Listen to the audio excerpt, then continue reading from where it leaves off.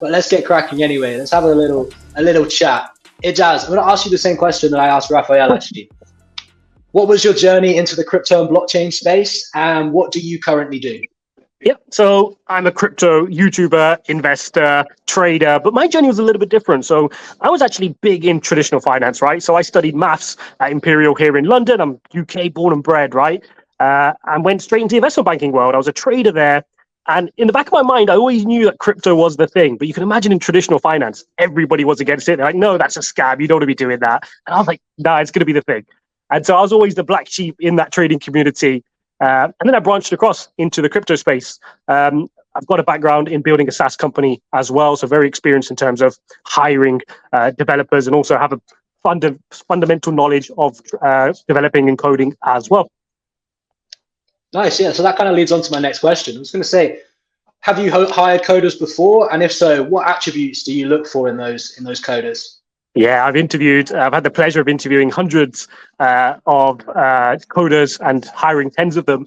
And I guess for me, the coding skill is the commodity, right? So if you look at your ability to write code and write script, that's the commodity. You expect somebody applying for a job to be able to code. What I always find and look for is the person proactive? Are they able to tackle a problem which they didn't immediately have the answer to? So when I was studying maths, I remember my professor would always say to me, if you know 2 + 2 is 4, you know the answer straight away. That's not the challenge. You've memorized that, and that's the answer. But how do you solve a problem where your answer isn't obvious?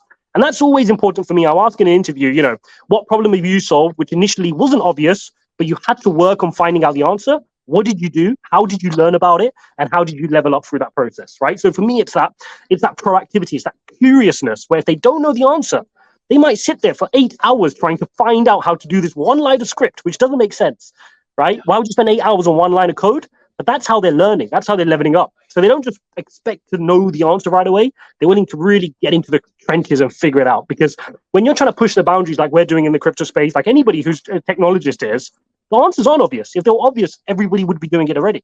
We're trying to push mass adoption. We're trying to really push the envelope of technology. In order to do that, you need to sit in the dark room and just think sometimes. So that's always what I'm looking for as a key trait.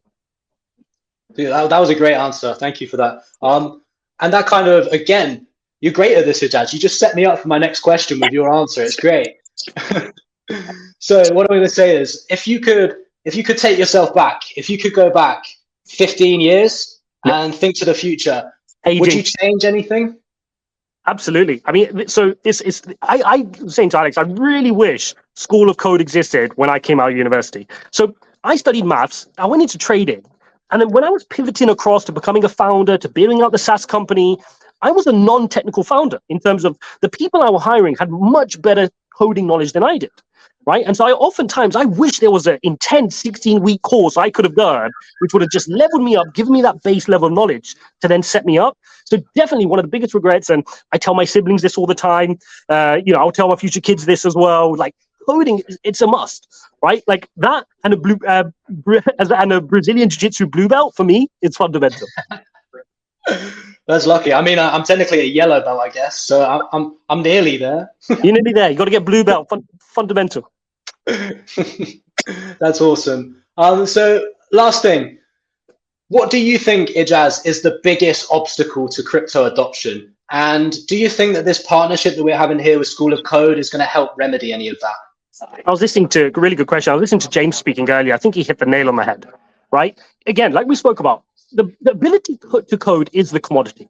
What's holding us back from mass adoption is directly going to be correlated to the people we can find. If we build creating fast layer 1 blockchains, which are decentralized, which are secure, fine, we can do that. People have figured that out. But to be able to push the envelope and create really good dApps, creative use cases, and really push the envelope, we're going to need not only good people, but diverse people.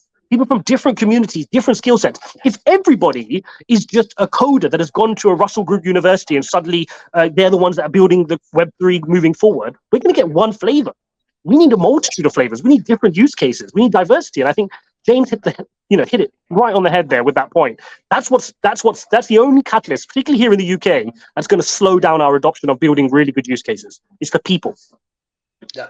And that's great, because School of Code really helps with that, because it not only brings in people from different backgrounds, but it also, within the coding program, makes people work together. It puts you with someone who used to be a teacher, with someone who used to be a barber. If you were listening earlier, it might have even been a sheep shearer. So all of these people, different backgrounds, coming together to become that really holistic developer. Absolutely. If you take all those different diverse experiences, all those backgrounds, all the previous jobs those people have done and the years of experience they have in their fields, like you said, whether they were a teacher, whether they were an engineer, whether they were something else, and then you layer on that coding, you can just imagine the use cases they're going to build. It's going to be far more creative and holistic than just the same old people coming through a conveyor belt of coding when they were 18 years old. It's like the idea of rose-tinted glasses, I guess. Like you look at something through your history, through your background. So these guys will come up with products that are different to the standard coder. Yep. And last thing, guys, because we have another minute here before we have to move on to the next section, but look out for IA Crypto on YouTube. Do you have any other channels you want to plug Ijaz? IA Crypto at RealIjaz1 on Twitter. Feel free to tweet me, have a chat. I'm always responsive. But definitely, if you're interested in crypto, if you're interested in my journey, investing, trading, all things Web3, definitely give us a follow over on IA Crypto. I look forward to engaging with the community. Yeah, and guys, he's going to be as well doing a massive giveaway in the next couple of weeks. So keep a lookout. Great job, Alex. Great job, Bab, with this webinar. Really enjoying it. Cheers, guys. Thank you. Thank you, Ijaz. Bye-bye.